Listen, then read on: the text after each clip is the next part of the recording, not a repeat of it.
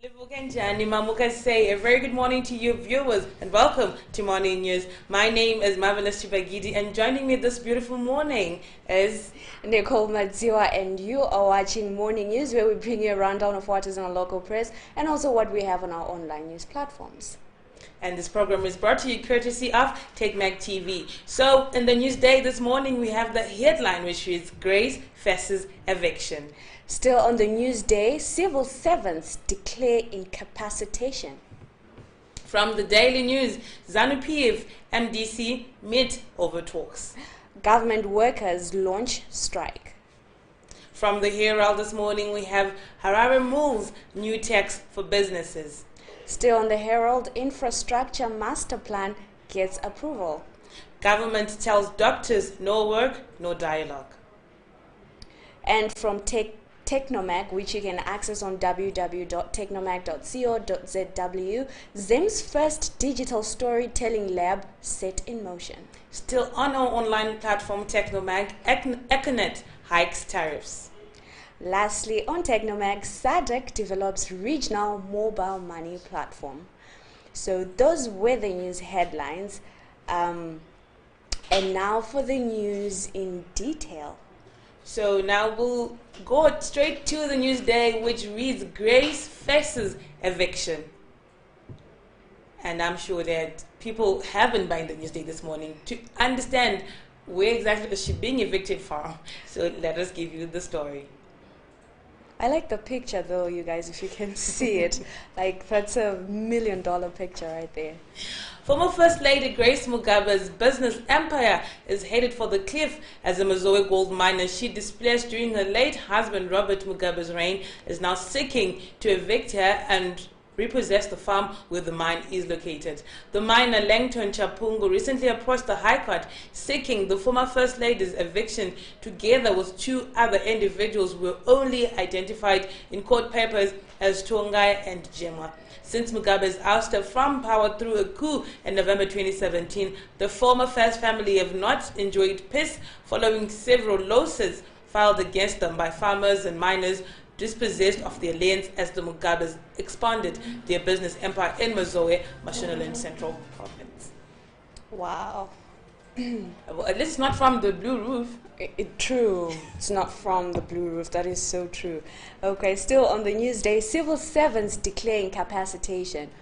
In the story there reads, civil servants have declared incapacitation to continue reporting for duty on their inflation-battered salaries, adding more misery to the government, which is struggling to tame the triple-digging inflation shortage of local cash, foreign currency, fuel, bread, and rolling power cuts. The unions, however, stopped short of calling a strike to give the government more time to respond to their US dollar-based salary demand.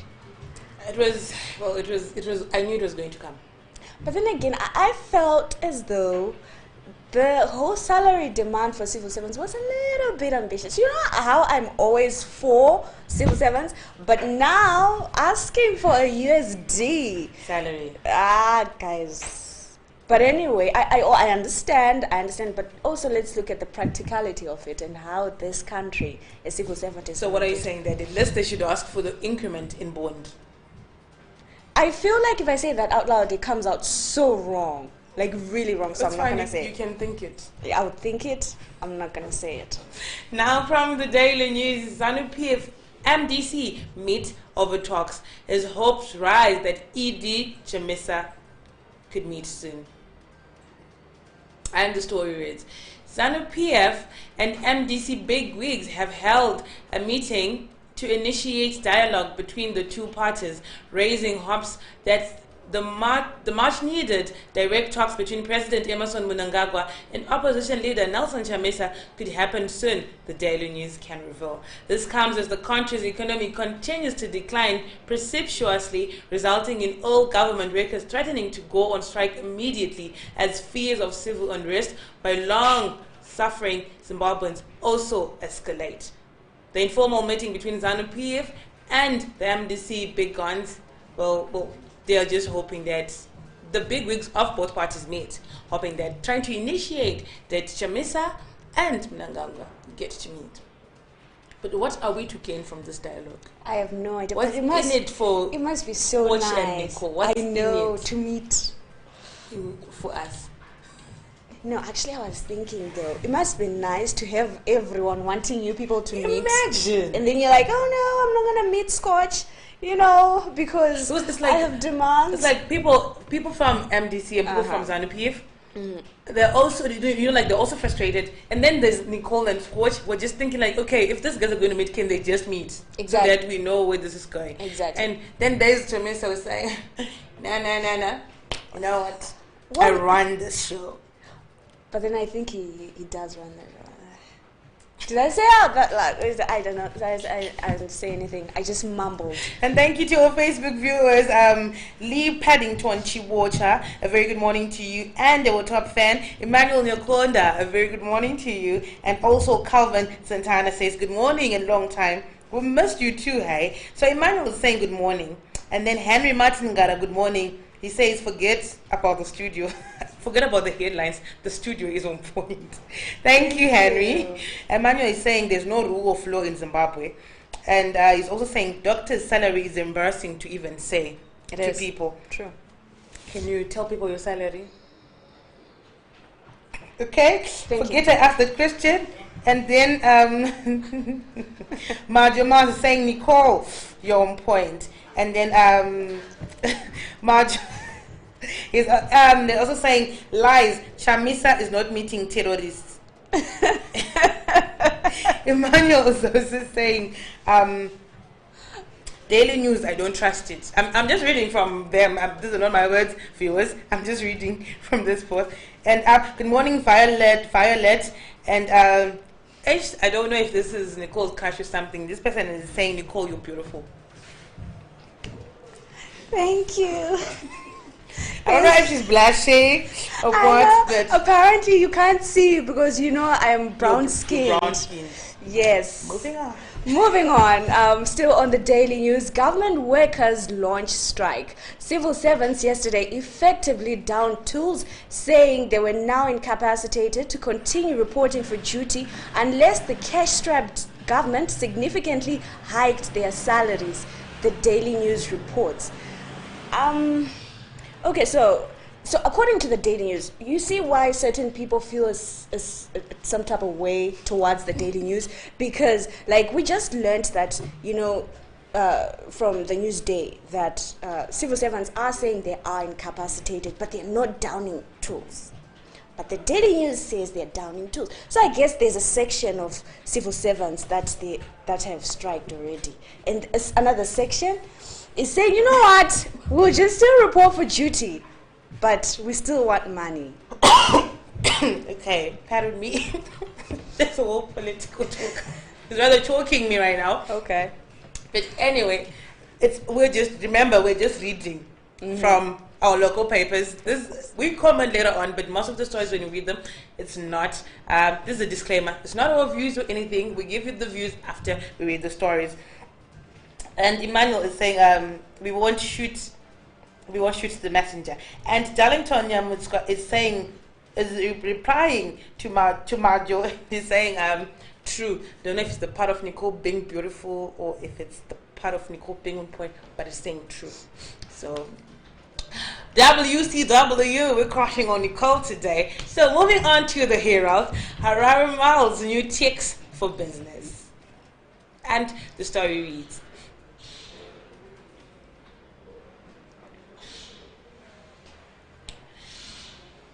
MDC Alliance run Harare City Council is mulling a new tax under which all registered businesses in the capital will contribute a certain percentage for capital development.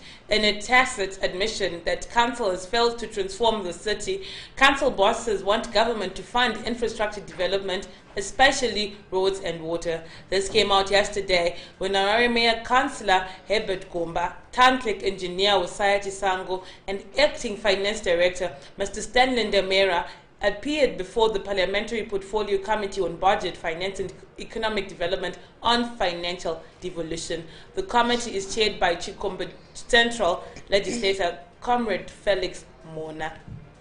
So help me understand this. If you're running your business in Harare, the council is planning to give you a tax, right? So that you contribute to the development of the city of Harare. Yeah. Guys, 2% were it in our businesses. Exactly. Sus my business basically. I like how you're referring yourself to Isusu. Sus my business women. 2% were it. And then now my kutiti cancel food. Yeah. It never rains, obviously, for every Zimbabwean out there. It's tough and the struggle is real. Oh well. Okay, so I think I'm going to give that one to you as well. Okay. Yeah.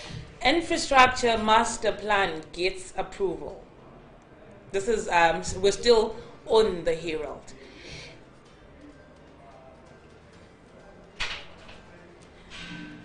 Cabinet yesterday approved an integrated national infrastructure development master plan that will ensure that development of the country's infrastructure and utilities will be done in a coordinated manner in line with government's policy. Information, Publicity and Broadcasting Services Minister Monica Muchangwa said the plan would be achieved primarily through the formulation of an integrated national infrastructure development master plan covering requirements of various sectors of the economy. Minister Muchangwa said this while briefing journalists on the 36th cabinet meeting decisions metrics in the capital.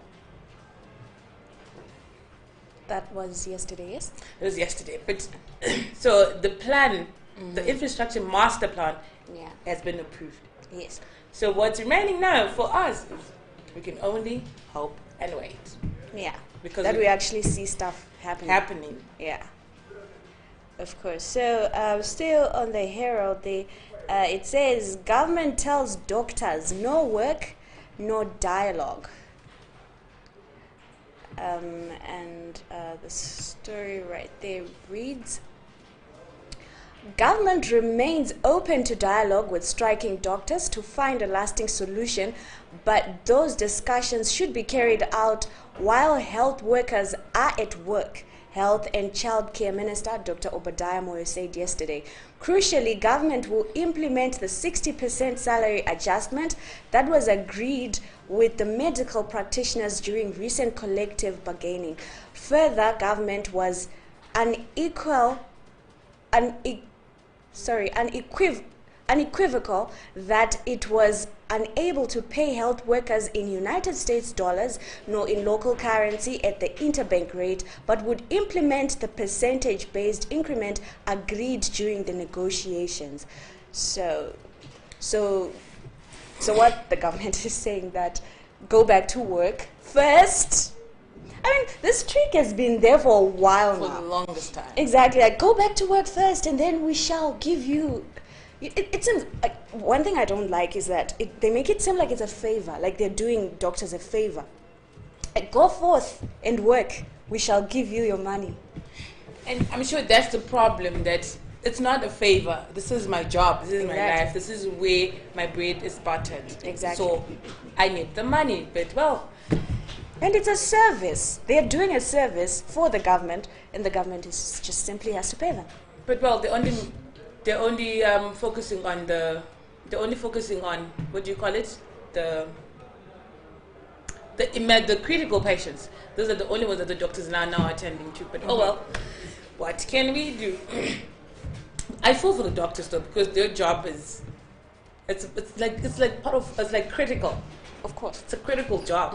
But anyway, Zim economy to contract 7.2% IMF, and this is running in the Newsday.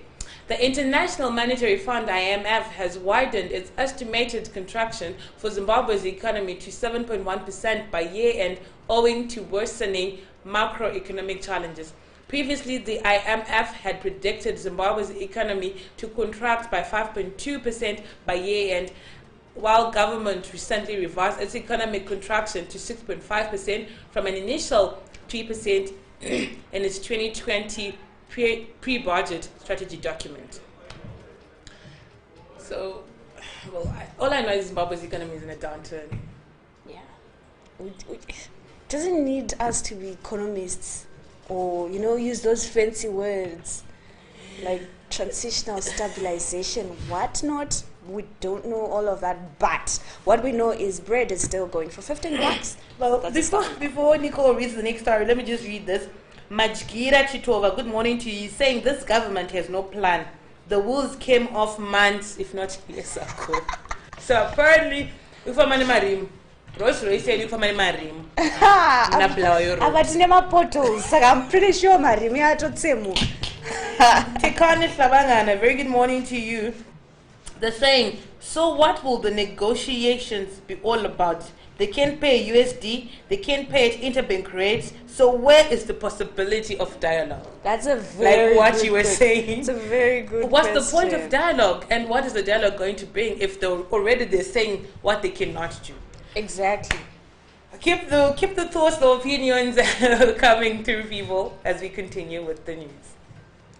Moving on to the news day, MDC seeks police interdict. The Nelson Chamisa-led MDC has approached the High Court with an urgent application seeking an order to interdict Home Affairs Minister Kane Matema, Police Commissioner General Goodwin Matanga, and Officer Commanding Police Harare Central District from threatening the party's employees and interfering with the opposition party's business at Morgan Changirai House in Harare. This came after police on Monday shut down the party's headquarters in the wake of discovery of 210 riot police and 41 municipal police helmets in a basement of a city building. So, yeah, I think this was on Monday, yeah? Okay, I don't know. I really don't know.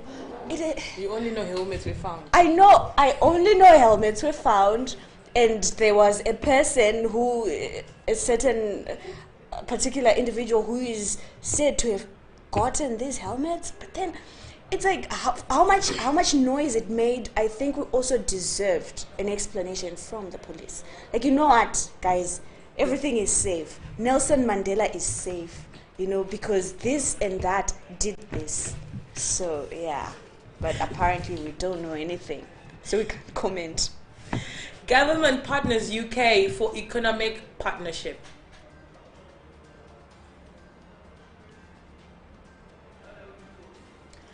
Government has approved the ratification of the Eastern and Southern Africa, United Kingdom of Great Britain and Northern Ireland, ESSA-UK, Economic Partnership Agreement aimed at maintaining access to the UK market by Zimbabwe and other countries. Speaking at the post-cabinet briefing in Harare yesterday, Information Minister Monica Muchangwa said under the agreement, the UK would grant duty-free and quota-free market access for all goods exported by the ESSA countries to the UK, except for arms and ammunition.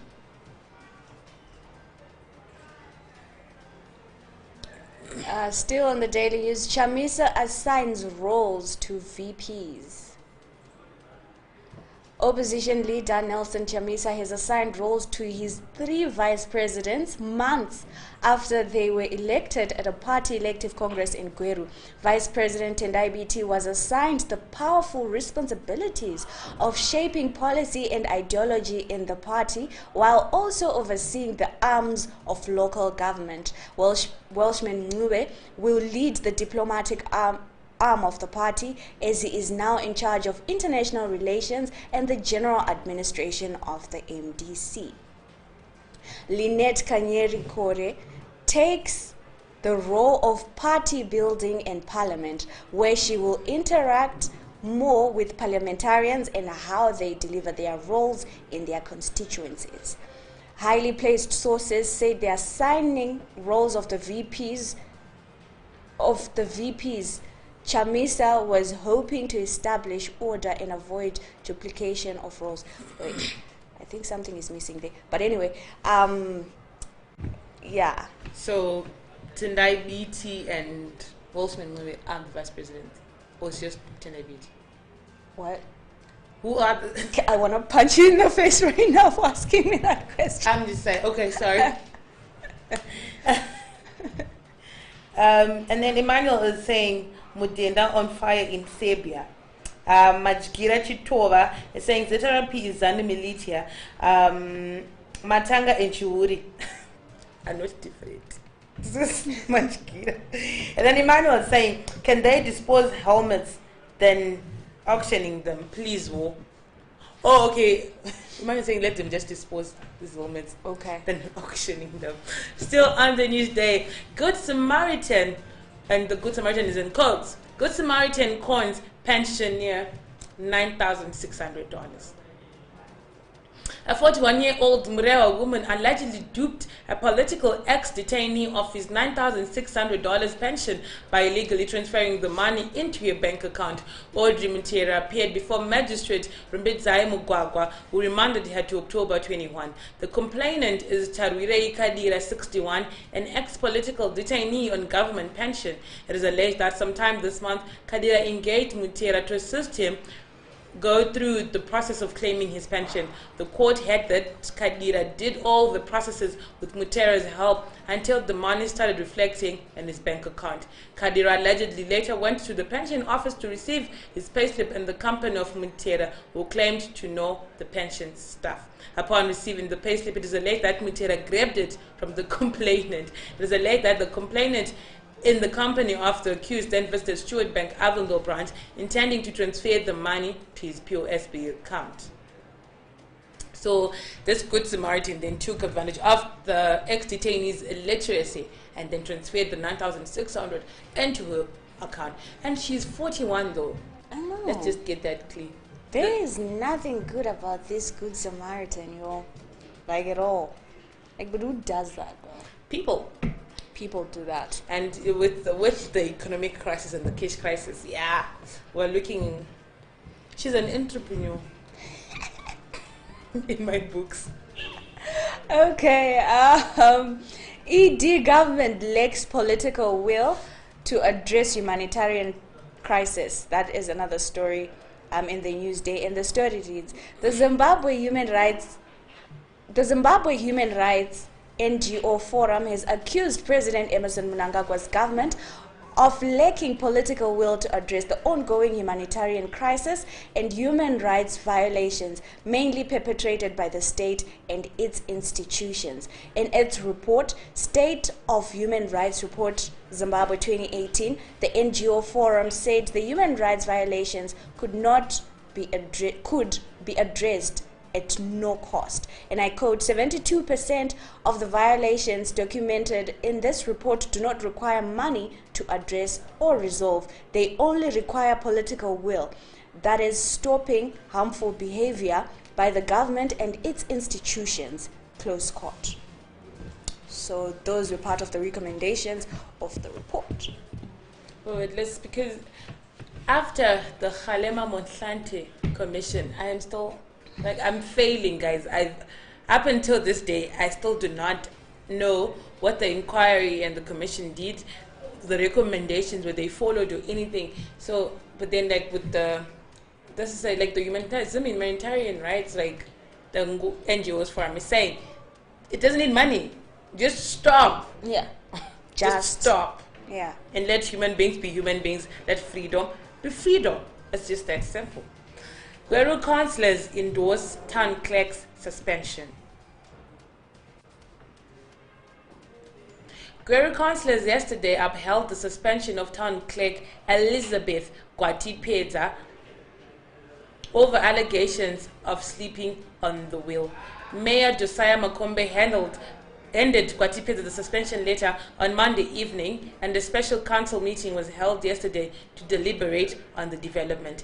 At a media briefing soon after the meeting, Makombe said the councillors had unanimously upheld the suspension, and I quote, "I gave a letter of suspension to our town clerk, Madam Gwatipedza, on Monday. We're just coming from a meeting, special council meeting, where the issue was deliberated. The councillors unanimously upheld the suspension.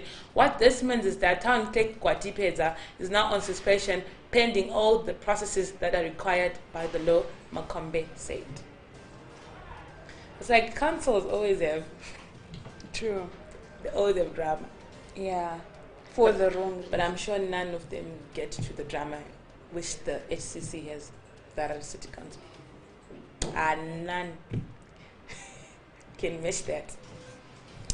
Well, moving on month inflation slows. That's the story from the Daily News. That's actually Mishma Chakanyuka, that's Newsday. Yes. Zimbabwe month inflation rate decelerated by 0.35% points in September to 17.72% from 18.07% in August, the statistics agency has revealed. Treasury barred the publication of the annual inflation rate in its mid-term fiscal policy review issued in August after the rate reached a decade high of 175.66% in June. However, the implied annual inflation drawn from the official statistics show a significant increase to 353% from the August figure of 288.5%. According to Zimbabwe National Statistics Agency, ZimStats, the inflation slowdown means that prices, as measured by all items consumer price index CPI, increased by an average of 17.72 from August 2019 to September 2019. Okay, that's a lot of numbers, but what they're trying to say is, first of all, I don't believe anything ZimStats says. Why? I don't know. I think they're just shady. I'm sorry.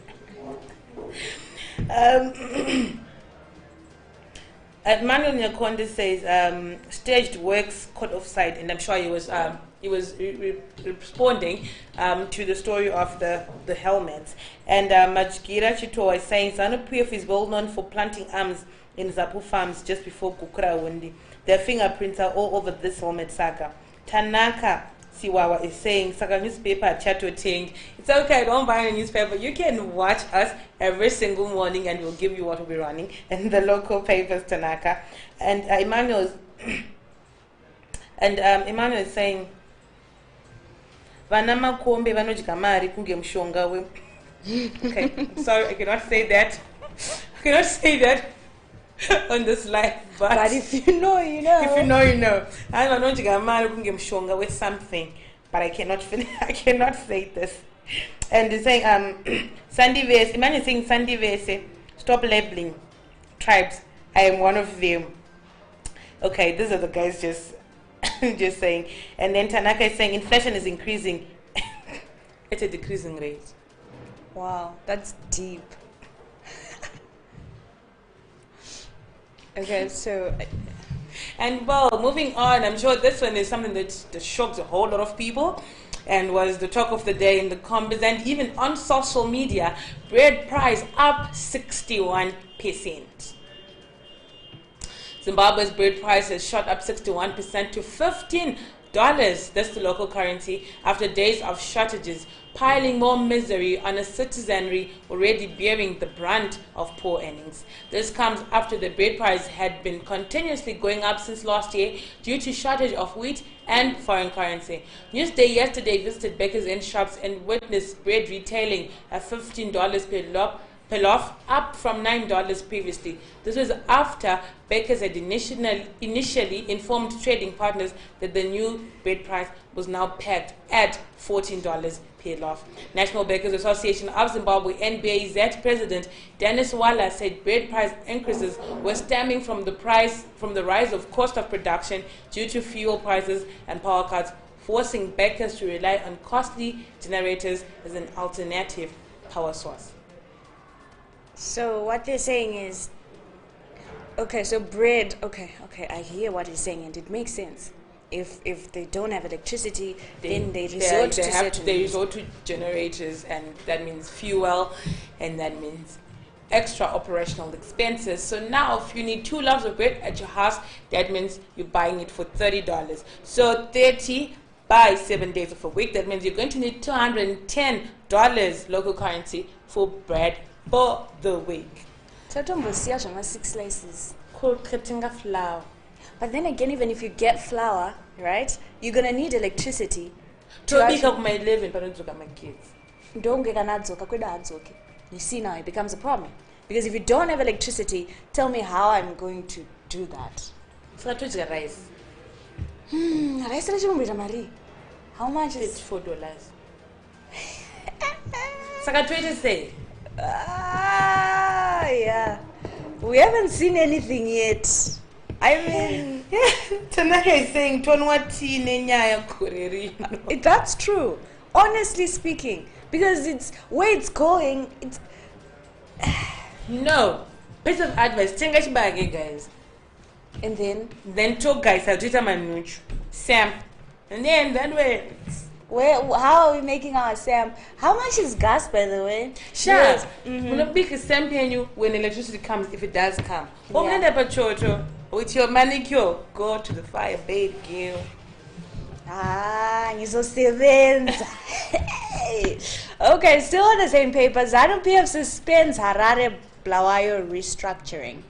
And there's Victor Matemadanda there by the corner. Okay, so the story reads, Zanu PF has suspended its restructuring of Harare and Blawayo provinces despite completing the setting up of district coordinating committees, DCCs, in the capital city.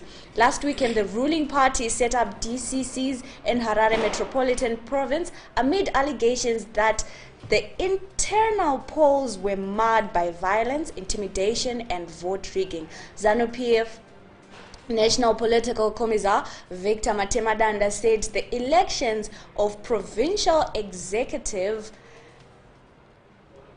members was not imminent, and I quote, "We are not in a hurry to do the province as well as the Blawayo structures. What is important is that we build strong structures, and as of now, I have no instructions that we should proceed," Matemadanda said.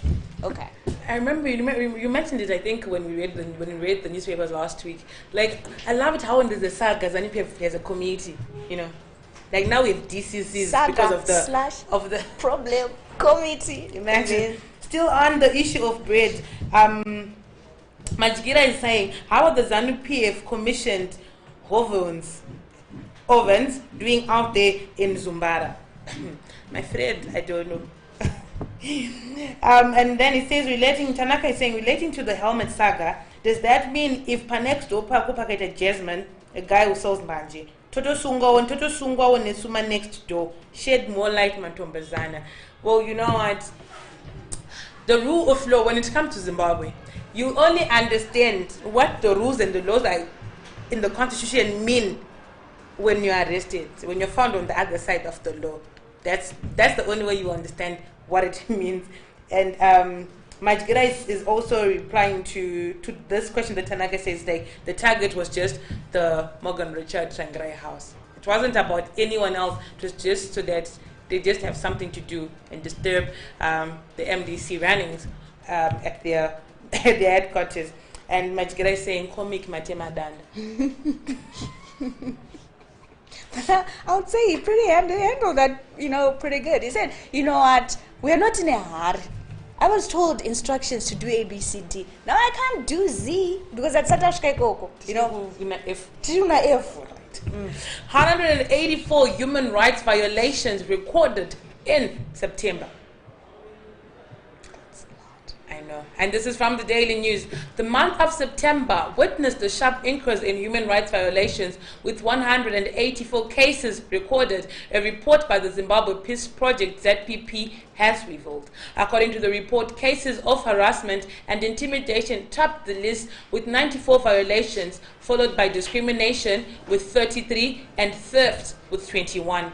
The abduction of Dr. Peter Magumbei, doctors and students strikes, children being turned away from school, food aid deprivation, and the sharp decline of the Zimbabwe dollar are some of the key contributing factors to the increase in human rights violations, read the report. The report further indicated that Mashonaland Central Province recorded the highest number of these violations, followed by Harare and Mashonaland West. The death of former President Robert Mugabe, according to the ZPP report, also resulted in human rights violations. In Mudzi South, villages in Nyahuku Ward 1 were coerced into contributing money to transport Chief Goronga Boniface Nyamandi to the Mugabe funeral wake. Chief Goronga called close to 3,000 villagers to a meeting in Nyahuku and demanded that each household pays $4 for fuel for him to attend the funeral. But how can you call villagers to contribute money for your transportation? I mean, and then you know what? I'm loving the dialogue with our viewers this morning. Emmanuel is replying to Tanaka and he's saying those helmets were bought to auction by someone who stored them there. The guy to the police and walked away scot-free. And then Tanaka is saying, I'm sharing the live Tiwande Panapa. Thank you very much, Tanaka. And Emmanuel is responding to this 184 reports of human rights. He's saying, this report is not good for investors. But I mean, how do you have 184 cases of human rights violations in a month? That's too much. That's ridiculous. So 3,000 villagers had to pay $4. So say if everyone paid, how much did they raise? Shooting on the feet. But moving on. Yes. Government offers free blood to municipal clinics. That's in the Daily News. And the story reads, government has extended the free sorry, I'll take that again. Government has extended the free blood initiative to municipal health facilities in a bid to ensure that expecting mothers are not found wanting during childbirth. The free blood program was introduced in July last year in state hospitals in a bid to reduce maternal deaths, as blood loss is one of the contributory factors to maternal mortality. That's pretty awesome. That's pretty awesome, but I'm not sure if the free blood will be really available, because this is just a report. Yeah. Sometimes if you go on the ground and talk to the health practitioners at those municipal clinics, you might actually hear Kutuzona, well, maybe they just had a supply for July and now we're in October. But then we're just hoping that it continues and it's also like something that is stable, because I won't lie to you, I had an issue with my grandmother and she wanted a blood transfusion. And blood is one of the most expensive things when it comes to our health sector. And well, I know these guys will tell you that it's expensive to keep it and to clean it and to screen it and everything. But I just think that if I donate my blood, it also has to be very cheap because I do it for free. But me, myself, and I, Ndaga's Mirira is one party. I will never go and donate blood.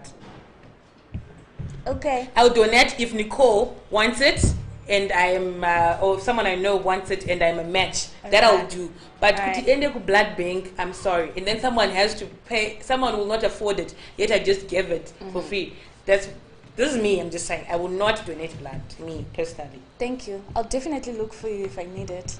You're welcome. Yeah. If you need a blood donor, holla. Holla at your girl. Yeah. Okay.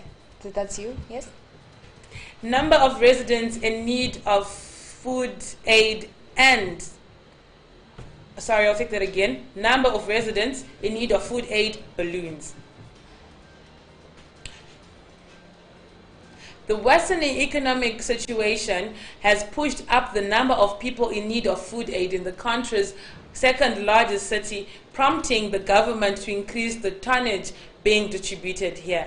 This comes at a time when the United Nations indicated that 1.5 million Ebonites in the country are facing severe food shortages and need humanitarian assistance. Speaking in Bulawayo at the weekend, Vice President Kembo Mohadi said the government will be distributing food aid to both Ebonites and rural folks till April next year. While Mohadi could not provide the actual number of vulnerable residents, he said the statistics from Social Welfare Minister Sekai Nzenza indicated that the number was ballooning.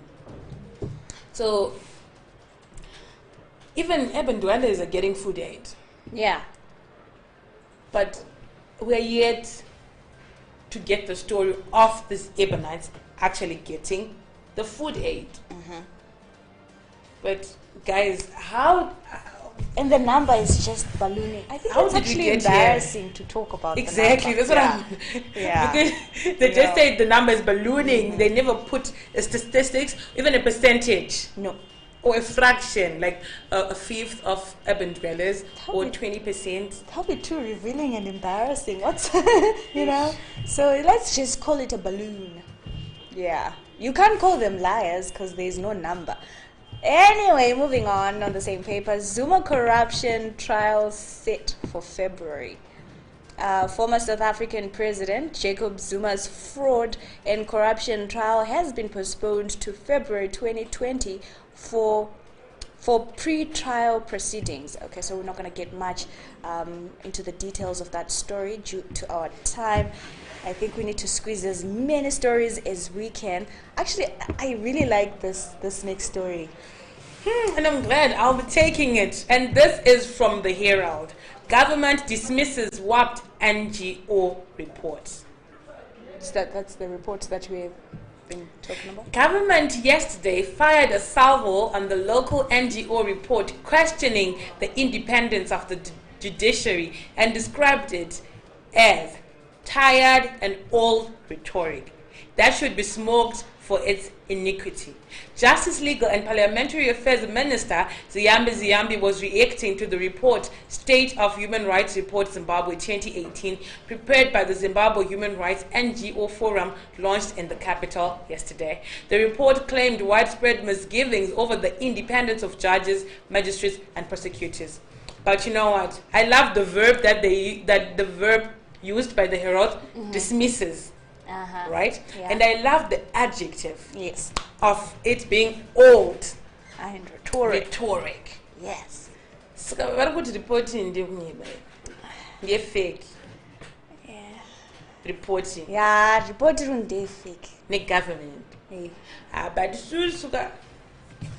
But they gave the story we read, they even gave details, examples. Exactly. And Emmanuel is saying they hate truth tellers and there are no figures given, just like the inflation rates. Exactly. Inflation rate is like No and figures. then, yeah. Well, okay, this story, I know it's going to excite a lot of people on the comment section and people that are also watching. So it reads, police helmets probe ongoing.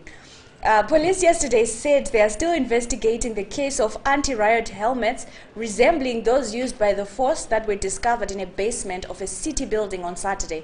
National Police spokesperson, Assistant Commissioner Paul Nyati, said they were going to issue a comprehensive statement on the matter in due course. Police discovered 210 anti-riot helmets and 14 others from the basement of Robson House on Saturday. On Monday, they questioned Harare businessman Mr. Mitchell Chibwe in connection with the helmets. Mr. Chibwe told the police that part of the helmets belonged to him and that he had bought them at ABC auctions. He was then released without charge. The purpose for which Mr. Chibwe bought the helmets was not clear by yesterday. ABC Auctions yesterday confirmed selling some of the helmets, claiming they auctioned them on behalf of the Zimbabwe Republic Police. The actual members of the helmets that were auctioned, I know you're itching to say something, the actual numbers of the helmets that were auctioned and the dates could not be ascertained by yesterday. Okay, so there are a lot of loopholes with this story. The probe is ongoing. Yeah. Mitch was questioned and he's been released. It's fine. That's all I have to say on this one. But the part of Emmanuel is saying ongoing kiki when the owner came up. Anti-sanctions march perhaps gather momentum. The SADC initiated the Anti-Sanctions Solidarity Day on October 25 will be rolled out with marches throughout the country's provinces and districts, with the major event being held at the National Sports Stadium, the Cabinet Minister has revealed. Information, Publicity and Broadcasting Services Minister Manika Muchangwe said the march in Harare will be followed by a musical gala. Anti-sanctions march. You need to go. Because my sanctions are later to $30. And I'm taking you to the gala with me. So on another story, anti-sanctions march preps at an advanced stage. MDCT confirms participation. So this is more of the same story than like the one that we have, we had. So we are not going to be reading that one.